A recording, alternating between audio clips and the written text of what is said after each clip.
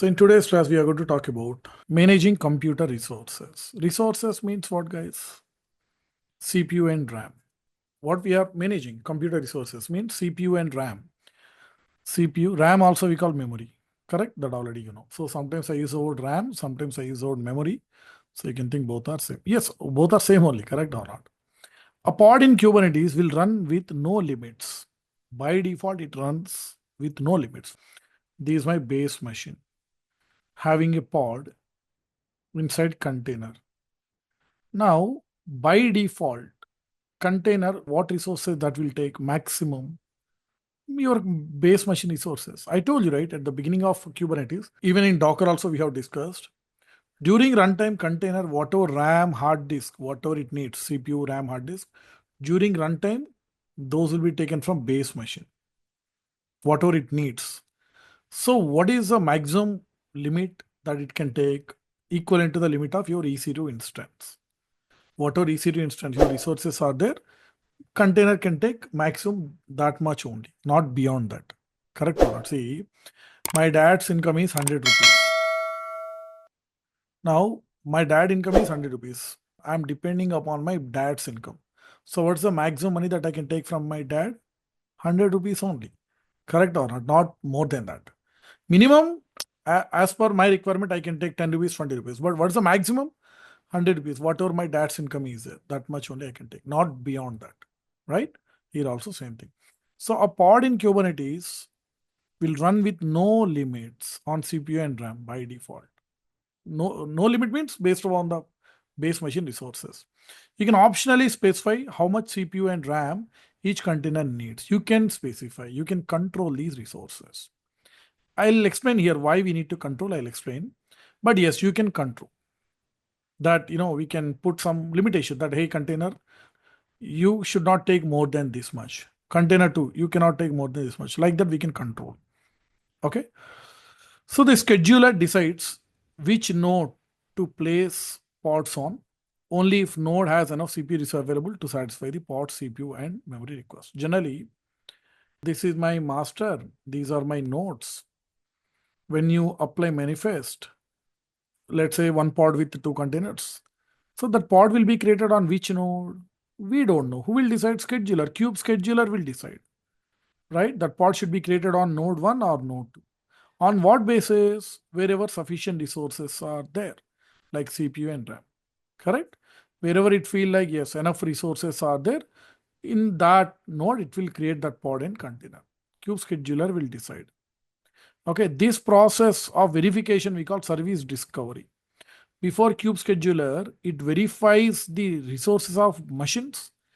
Okay, in order to create pod and container, that verification we call service discovery. Remember that. This already you know. Okay, that's how it happens by default. But as I said, yes, we can control. Let's see how we are going to control and why we need to control also we are going to discuss. So far that you should know few things. While launching EC2 instance, I have taken T2 micro. T2 micro, correct? T2 micro means what? 1 CPU core, 1 GB of RAM. These are maximum resources of my base machine. 1 CPU core, 1 GB of RAM. So 1 CPU core means what? 1000 millicores, remember.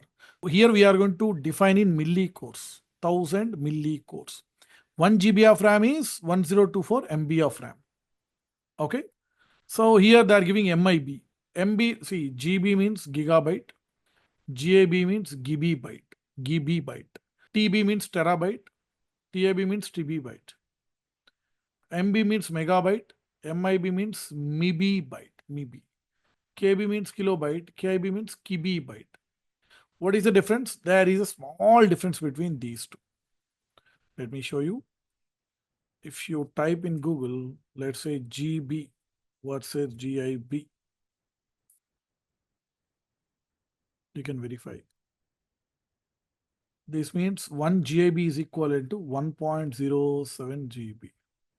That means GB equal to 0.93 GIB. GB versus GB. Which one is bigger? Gigabyte is slightly larger than gigabyte. Slightly. What is that? 0.74. That's it. Slightly. GB byte is slightly larger than gigabyte. Okay. In AWS, they are giving as a maybe byte, GB byte like that. That's okay. As of now, for your understanding, since you are familiar with MB, KB, so what we'll do, we'll use these terms only. Kilobyte, megabyte. In AWS and Kubernetes, we have to mention like this. Okay, we are going to mention like this only, but I generally use these words. Instead of using MB byte, GB byte, I'll use megabyte, gigabyte, because you are familiar with these words. Okay. So as I said, one CPU core equal to 1000 millicores. That means you can mention in two ways. Either let's say I want to mention 500 millicores. You can mention 500 M or 0.5 cores. 0.5 cores means what? 500 millicores only. One CPU core, 1000 millicores. So 0.5 cores means what? 500 millicores. 0.25 cores means what? 250 millicores. Correct or not? Either you can mention in millicores or you can mention in cores. That is up to you. Fine. So here also 0.5, 0.25 like that you can mention. Okay. 1 GIB equal to 1024 MIB, maybe bytes. So remember, this is what my base machine resource is. Fine. Now, yes, we can, I told you, right, we can put some limitations. So here you have to remember two important words. Request and limit. Guys, request means minimum. Remember. Here I have mentioned, see already. Request means minimum. Limit means maximum. Just remember these two words we are going to use a lot. Limit means max. Request means minimum. Just mug it up these words.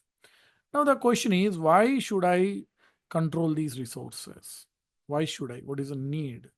The reason is, I'll give an example of internet package for family. You must be having your internet modem, right? Okay. Now let's say 4 people are there. Just I'm giving an example. In my family, me, my brother, my dad, mom, 4 members are there. See, who is doing productive work? Let's say my dad is not working.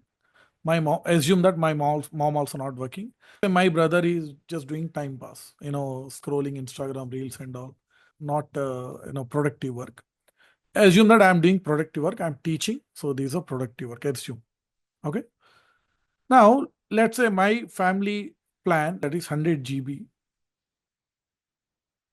In that, who is doing productive work? I'm doing productive work. So I need more resources. I need more. Let's say my brother, he's just scrolling Instagram reels and all. He's consuming entire data. Then there's a problem. Correct or not? Waste of resources unnecessarily. Right? Let's say my mom and dad, they're utilizing all resources. They're also, busy in Instagram reels and all. Then I can't have data in order to take classes, right? That will affect productivity. Understanding, right? So that's why we need to prioritize. Out of 4 containers, let's say 4 containers are there. Now you can decide that let's say in one container, important application is running. This one pod. 4 pods are there. One pod, I have very important application is running. Another pod, not so important applications. Application which are not important, they are consuming all resources. That will affect my main application. Then what I do, I decide which container should consume how much, what kind of resources. I will decide and I'll allocate accordingly. Understanding, right? That is the reason. See, first reason, fair share. Limits ensure that's what a limitation you are saying.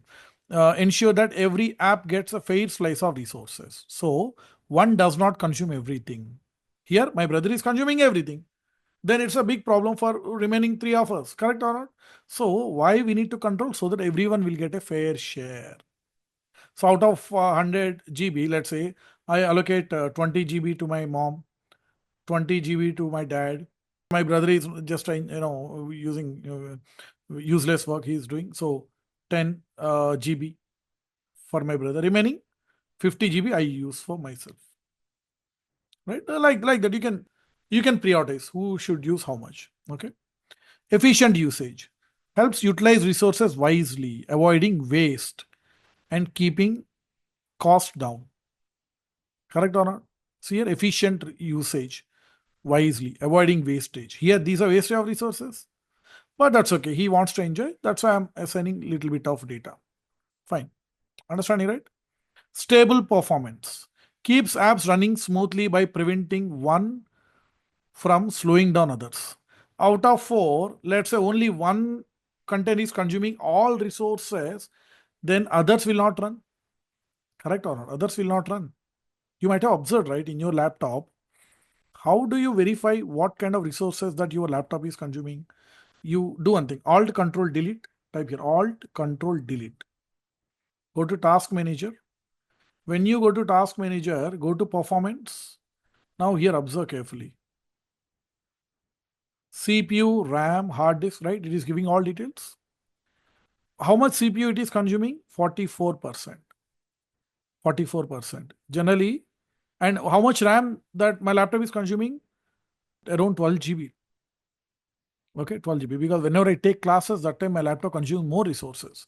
With my laptop, I got only 8 GB only. 8 GB. With my laptop, I got only 8 GB RAM. But I have added one more, extra 8 GB. That's why total I got 16 GB. Let's say if I have only 8 GB, then it is consuming 11 GB. You know what used to happen earlier to my laptop? It used to make a lot of noise and there used to be a lot of lag delay. If I raise my hand, now I am raising, but after a couple of seconds in your video, you used to see that hand raising. So there used to be a lot of lag delay. In memory and CPU, these are very, very important in order to get good performance. Understanding, right? In order to get good performance. CPU also very, very important. If you don't have enough CPU resources, then your laptop will make a lot of noise. That fan behind your laptop fan makes some noise sometimes, many times. Why? What is the reason? Because of CPU. Load. When load increases, your laptop makes a lot of noise. Sometimes you might have observed when you open many applications, your laptop makes a lot of noise. It's not because of problem. Sometimes there could be a problem with the fan, but why generally it happens? Because of CPU load, heavy load on CPU. So the CPU RAM very, very important. Got it? Fine. So stable performance keeps apps running smoothly by preventing one from slowing down others. If one is consuming all resources, others will slow down. Correct? Means you won't get good performance. Customers cannot able to access the website. Correct or not? Prevent overload. Stops any runaway app from using all resources. If only that same thing, it will, if you allocate, if you control, then that particular pod will not take more than resources what you allocate. So otherwise, if one is consuming all resources, then others will not work. It might crash your system as well. That's the issue. And priority control. So it helps decide which apps get resources first, ensuring important ones doesn't get struck. Important ones work should not get affected. So because of all these reasons, we need to control the resources. So understand one thing, these resource limitation, controlling happens at container level. Who is actually consuming resources? Container.